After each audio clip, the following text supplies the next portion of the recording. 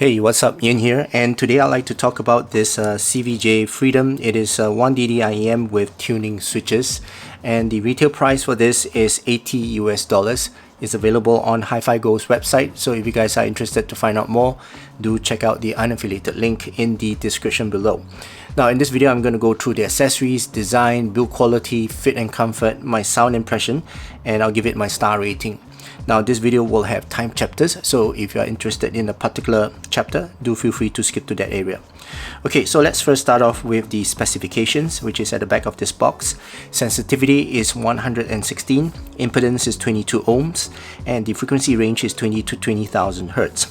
Now as for accessories, inside this box here you'll find pouch, user guide, some ear tips. It comes with small, medium and large, but I kind of lost the medium one when I was testing this and tip rolling, and I kind of misplaced it, but yeah, it comes in 3 sizes, and you've got this tuning pin, right? It changes the switches, and then you've got different termination for the cable. So the cable does come with interchangeable termination, so you can choose either 3.5, 4.4 or 2.5. okay, so that's for the adapters, so called.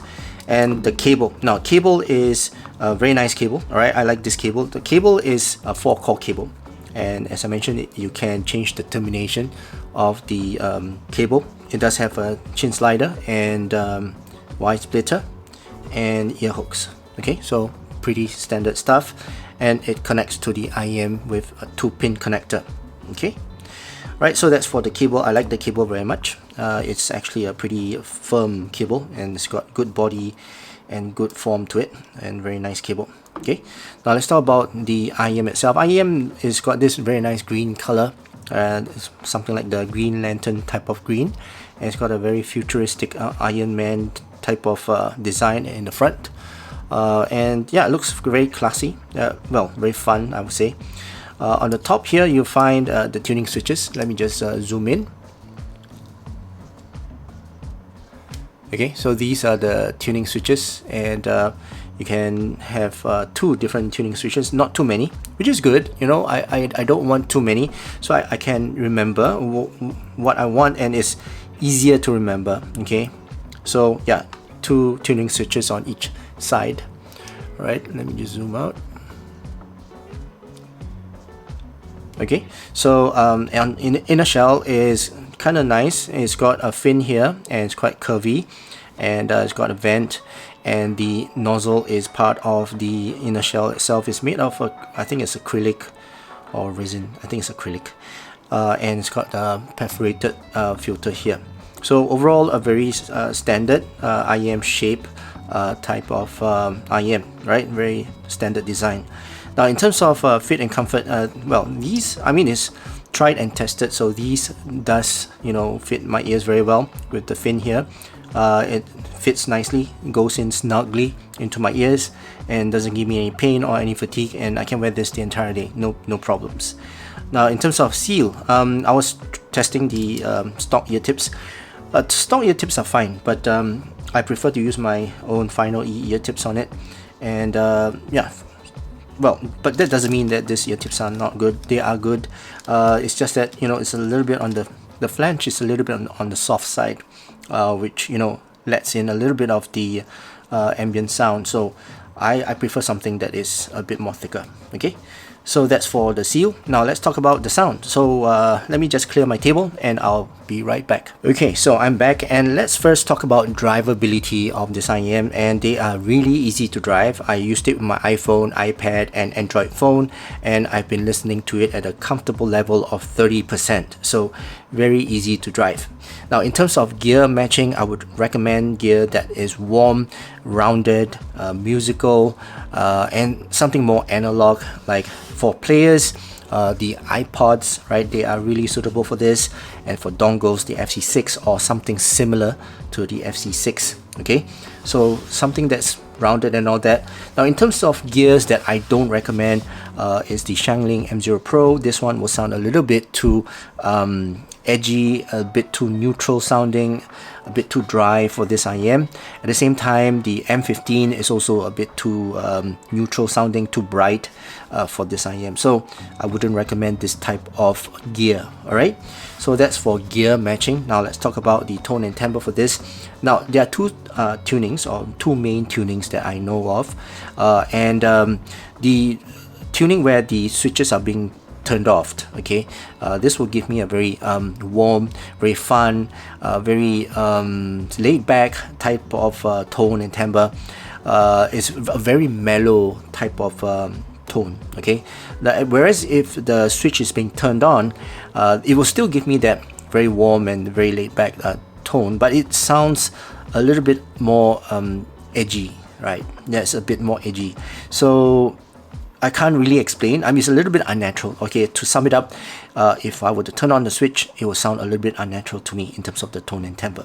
Okay, so that's for tone and timbre. In terms of technicalities, I would say these are well performing for $80. Okay, it depends again on what being turned on. Okay, but overall the driver is a good quality driver, and yeah, overall it sounds good in terms of clarity, in terms of resolving capability of this IEM is above its price point in terms of technicalities. Okay, now for soundstage is wide, right? It's got good soundstage. In fact, it's quite I would say spacious. It's got airiness as well, and it's got good height and good layers. Okay, sound separation and imaging is pretty good, okay, for this IEM.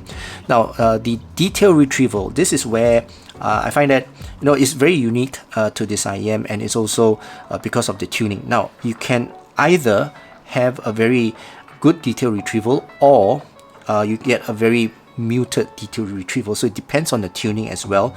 So if you want to have something less detailed, more rounded, then you know, you can push the switches down.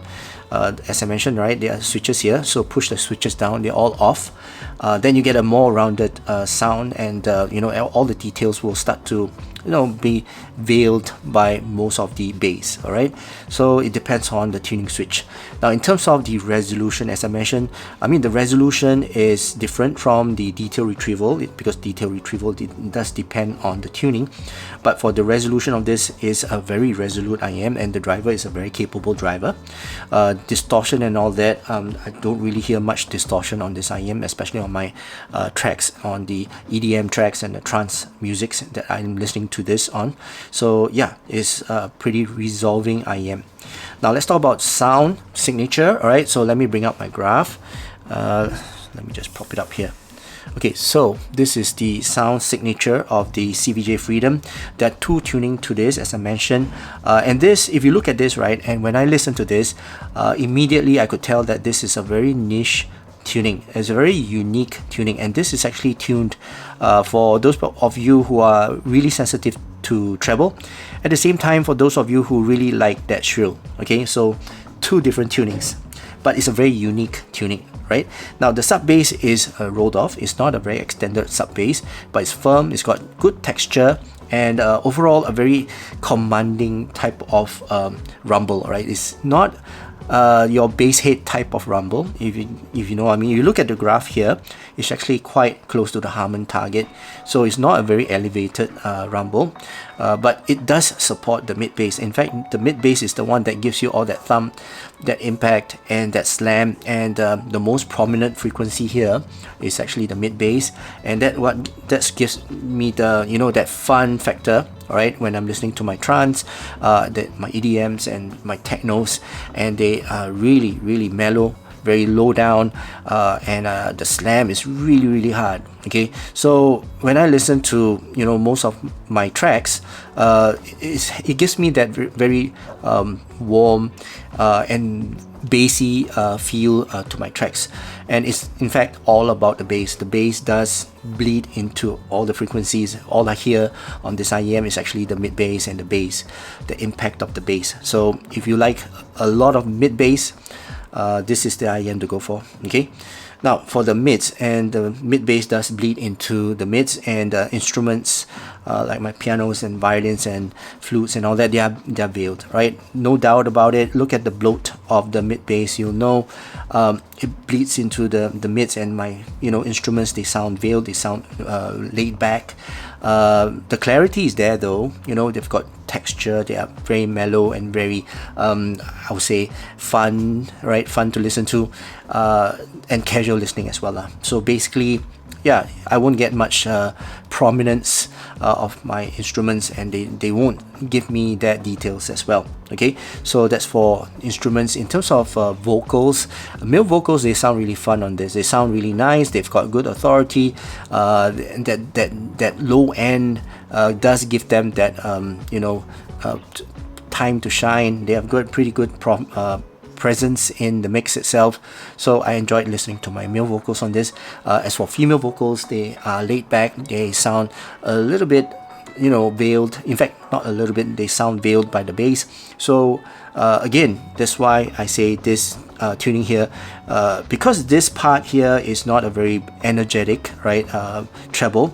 The bass does takes over the entire frequency itself. So for female vocals who requires this treble to actually shine and give that energy to the track and that brightness, this part here does not help the female vocals. So female vocals, they will sound laid back, and they sound I would say blunt, okay, something like that. They are not a very bitey type of presence.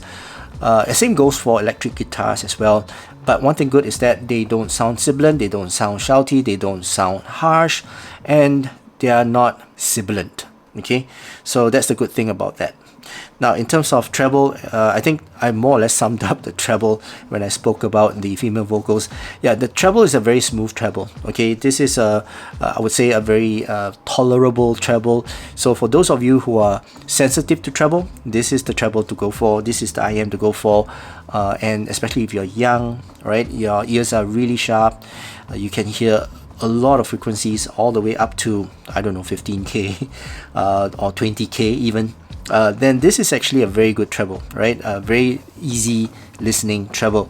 It's not going to give you any pain to your ears, no sharpness to your ears, unless you change the tuning. So that's why I say, this one has got two-edged sword. So if you want something very edgy, this is the tuning to go for, to push up the switches.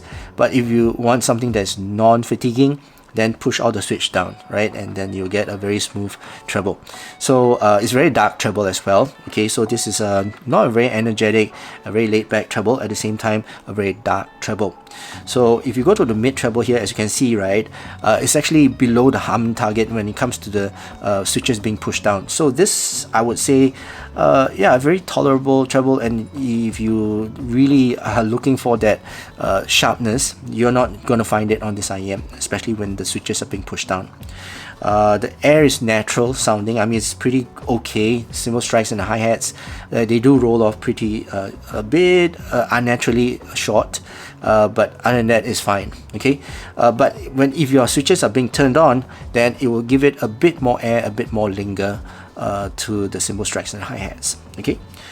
Right, so that's the entire frequency for this CVJ Freedom. And again, I would say this is a very niche tuning. It depends on, everyone's ears are different. Okay, so for me, I'm getting old. I need more presence of the treble to give me more energy and give me more response, right, when I'm listening to my track. So yeah, I would prefer to have a bit more brightness to the treble. But when I listen to my techno, my trance, my EDMs, this is actually a very good IEM for that. And I can listen to this IEM at a very high volume, right? I don't recommend listening to, usually I don't recommend to your IEMs at a very high volume. But for genres like techno or trance, it's mainly just electronic music with a lot of low-end deep bass. Yeah, you can actually tune this up, turn this up, and you will not get that sharpness or any uncomfortable feeling when listening to those genre of music. So yeah, the genre of music which I recommend and strongly recommend is like EDM, trance, not so much techno, but and not so much vocals as well, right? Anything that has got a lot of bass and electronic sound, this is actually very suitable for that. Yeah, as you know, classical, I don't really recommend this for classical. Jazz is okay, but yeah, it's still an if. Vocals definitely not, but it depends on what type of vocals. So yeah, the best genre for this is actually EDM. I've been listening to a lot of EDM on this. Okay, so that's my overall review for this. Now I'm going to give this a star rating. Now the star for this, or star rating I'm going to give this, is 3 stars out of 5 stars. Okay, and that's for the overall technical performance of this IEM. In terms of tuning, I would prefer this to have a bit brighter in terms of the treble, but again, different people have different preferences. It may be suitable for you, but not for me, right? But anyway, that's the overall impression of this CVJ Freedom, and also, you know, my conclusion. So that's it for now. I hope you guys enjoyed watching this video, and if you did, please give this video a thumbs up, and also please don't forget to subscribe to my channel. And that's it for now. I hope you guys have a great day ahead, and I'll see you again in my next video. Cheers.